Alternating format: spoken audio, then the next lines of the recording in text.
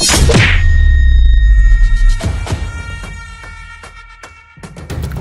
একটা অবস্থা, আজব পাবলিক। কিরে ভাই, একটু দেখা শোনা চলেন। কি একটা অবস্থা মেয়ে। ধাক্কা দিয়া টিয়াডি হালাই দিয়া হ্যাঁ আবার উল্টা আমার লগে ফ্রাই লইতে আছে। আসসালামু আলাইকুম ভাই। ওয়ালাইকুম সালাম ভাই। এদিকে আসেন ভাই। এই যে আপনি যে রাস্তাঘাটে অচেনা মানুষের সাথে ধাক্কা খান, আপনি কি ওইগুলো স্বাভাবিকভাবে নেন? এগুলো হচ্ছে চক্র, এগুলোকে স্বাভাবিক নেওয়া যাবে না, বুঝছেন?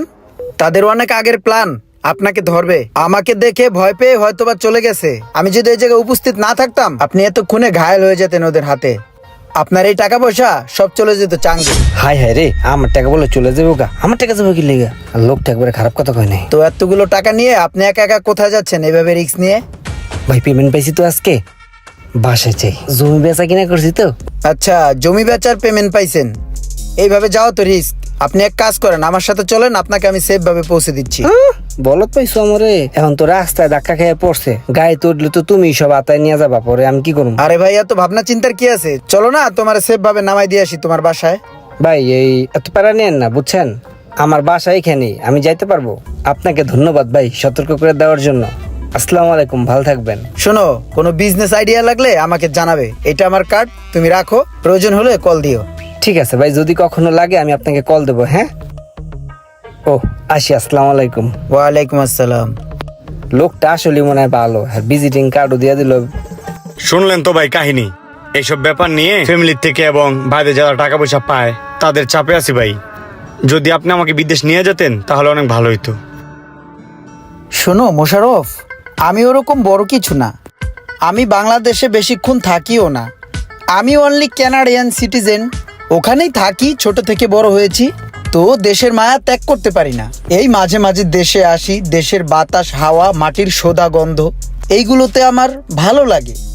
কয়দিন এই ঘুরে ফিরে আবার কানাডাতে চলে যাই। এখন তুমি আমার যে কথা বললা, এটা তো খুবই মুশকিলের ব্যাপার।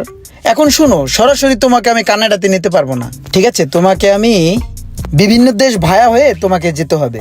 আর একবার কানাডাতে পৌঁছে গেলে তোমার আর কোনো সমস্যা হবে না। কানাডাতে আমার বিভিন্ন ফার্ম হাউস আছে, তারপর আমার বিভিন্ন ফ্রেন্ড সার্কেল আছে, বিভিন্ন বিজনেস আছে। তো কানাডাতে পৌঁছে গেলে তোমার আর সমস্যা হবে না। যে কোনো ভালো একটা জবে তোমাকে আমি ঢুকিয়ে দিতে পারবো, বুঝছো? এখন মানুষ তো যারা দালাল আছে তারা লোক বাইরে পাঠায়, এই যার কাছ থেকে যা নিয়ে পারে, 8 লাখ, 10 লাখ, 14 লাখ। আমাকে তোমার অত টাকা দিতে হবে না, জাস্ট খরচটা দিলেই হবে। এত টাকা দিয়ে আমি কি করব ভাই? তুমি আমাকে 5-7 লাখ টাকার মতো ম্যানেজ করে দিও, বুঝছো? দেখো, চিন্তা ভাবনা করে দেখো। আমি আসলে তোমাকে জোর করছি না, কারণ আমি কোনো দালাল টালাল না। আমি মানুষের একটু উপকার করি, বুঝছো? আর তাছাড়া আমি দেশে থাকি কতদিন, একটু তাড়াতাড়ি দেখো, বুঝছো? আমি আবার চলে যাবো, তো যাওয়ার আগে তোমার ভিসাটা প্রসেসিং এ দিয়ে যেতে চাই, বুঝছো? একটু চিনি দাও তো। আচ্ছা থাক, চিনি লাগবে না। এই বিল কত হয়েছে? আরে মোশাররফ, তুমি এগুলো কি করছো? তুমি কি আমার ইজ্জতমান সব খাইবা?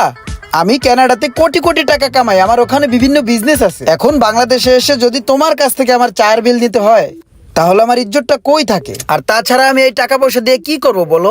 আমি বাংলাদেশে আসি মানুষদেরকে হেল্প করার জন্য। আর এক কাজ করো, চায়ের বিলটা দিয়ে দাও। আর এখানে মনে হয় 10,000 টাকার মতো আছে, বাকিটা তুমি রেখে দাও। যাও যাও। হ্যাঁ রে মোশাররফ। আসসালামু আলাইকুম স্যার, ভালো আছেন? ওয়ালাইকুম আসসালাম। ভালো আছো তুমি? জি ভালো, আপনি ভালো আছেন? তোমাদের মনে হয় রিয়েল এস্টেটের বিজনেস আছে। আজকে যে তুমি ব্যাগ ভর্তি টাকা নিয়ে আসছো, সেটাও কিন্তু আমি উপলব্ধি করতে পারছি। এদিকে আসো। জি স্যার। আচ্ছা, তোমরা বড় কোনো কাজ ধরতে পারো না? এই যেমন রাস্তাঘাটের কাজগুলা, সরকারি বিভিন্ন কাজ আছে, আর বড় বড় টেন্ডার আছে, এগুলো করবে। এগুলোতে টাকা বেশি, বুঝছো? আমার সচিবালয়ে বিভিন্ন মানুষ পরিচিত আছে, বুঝতে পারছো? তুমি একটা কাজ করো, একটা লাইসেন্স করো, আর এই টেন্ডার ধরার জন্য অল্প কিছু টাকা পয়সা খরচ করলে হয়ে যাবে। আমি বলে দিব, সমস্যা নেই, বুঝছো? আচ্ছা আচ্ছা, এই ট্রেড লাইসেন্সের জন্য আর এই টেন্ডারের জন্য সর্বোচ্চ কত টাকা লাগতে পারে? টাকা তো ওরকম লাগে না, বুঝো না? আমি যেখানে আসি, তারপরও ওদেরকে চা পানি খাইতে দেওয়া লাগে না কিছু। এই মনে করো যে 4-5 লাখ টাকার মতো। ও, লাখ 4-5 না? কথাটা একবারে খারাপ কয় নাই। তাহলে আমি এখনই টাকাটা দিয়ে দিই, কারণ এখন আমার কাছে টাকা আছে। এই লন, টাকাগুলো হাতে লন। আরে আমাকে টাকা দিচ্ছেন কেন? এই টাকা কি আমার নাকি? আমি এই হাত দিয়ে এই টাকা ধরবো? এটা তো তাদেরকে দিতে হবে চা খাওয়ার জন্য। এই এক কাজ করো, এই মোশাররফ, টাকাগুলো ধরো তো। আরে আরে, এত টাকা কেন দিচ্ছেন? এত টাকা তো লাগবে না। আমাকে ওরা গুরুর মতো মানে, আমি যা বলবো তাই। জাস্ট ফর্মালিটিস, চা খাওয়ার জন্য টুকটাক টাকা দিব। এই তুমি মোশাররফ, একটা কাজ করো, ওকে 50,000 টাকা ব্যাক করে দাও। এই মোশাররফ, তুমি একটা কাজ করো, এই টাকা তো আমি ধরবো না, তুমি এই গাড়ির ছিঁড়ের উপরে টাকাগুলো রেখে দাও, যাও। ছিঁড়ের উপর থেকে ওরা নিয়ে যাবে। স্যার আমার কাজটা কবে নাগাদ হতে পারে স্যার? তুমি ওই কার্ডের নাম্বার আমাকে ফোন দিও কাল। ঠিক আছে স্যার। আসসালামু আলাইকুম স্যার, একটু দেখবেন আমার দিকে, হবে তো না স্যার কাজটা? হ্যাঁ, হয়ে যাবে। ঠিক আছে স্যার, থ্যাংক ইউ, আসসালামু আলাইকুম। মোশাররফ, ছেলেটা ভালো, বুঝছো? এত ভেঙে পড়লে তো হবে না, আমি আছি তো, দেখবো। শোনো, আমার ছোট ভাই একটা মসজিদে অলরেডি চাকরি করতেছে, বুঝছো? তোমার শরীর স্বাস্থ্য মাশাআল্লাহ ভালো আছে। তুমি কুইতে গেলে ওইখানে মসজিদের ইমাম বা খতিব হিসাবে তোমাকে আমি নিযুক্ত করে দিতে পারবো, বুঝছো? তো মাশাআল্লাহ দাঁড়িয়ে রাখছো, ভালো, আলহামদুলিল্লাহ। আসসালামু আলাইকুম। ওয়ালাইকুম আসসালাম। ভাই আমার বিষয়টা একটু দেখেন। হ্যাঁ হ্যাঁ হ্যাঁ, ওটা দেখবো, সমস্যা নাই। নেন, এই টাকাটা রাখেন। আবার টাকা নিয়ে আসছো ইব্রাহিম, তোমাকে কি বলবো? আচ্ছা একটা কাজ করো সোহাগ, তুমি এখান থেকে 1 লাখ টাকা রাখো, তুমি প্রস্তুতি গ্রহণ করো, এমনিতেই তুমি গরিব মানুষ, ঠিক আছে? একসাথে দিয়ে দিও, প্রবলেম নাই, নাও নাও, যাও প্রস্তুতি গ্রহণ করো তাড়াতাড়ি। আসি, আসসালামু আলাইকুম। ভাই গেলাম তোলে। যাক, তাহলে আমার 20-30 লাখ টাকার একটা বোঝাপড়া হয়ে গেছে। এবার তাইলে আমার আসল কাজের পালা। না, লোকটা তো ভালোই, আমার কাছে তো মনে হয় না ওরকম কিছু করব। আমারে তো অগ্রিম 1 লাখ টাকা দিছে, পরে হেডের লগে 2 লাখ মিলাই আমি মোট 3 লাখ দিছি। আমারে কইছে 1 মাসের মধ্যে সব হয়ে যাব। আমার কাছে তো তেমন টাকা পয়সা নাই, কিন্তু ভাই আমাদের বলছিল কানাডা নিয়ে যাইবো, এর লাগে হ্যাঁ আমি 2 লক্ষ টাকা দিছিলাম, এখন খুঁজে পাইতেছি না।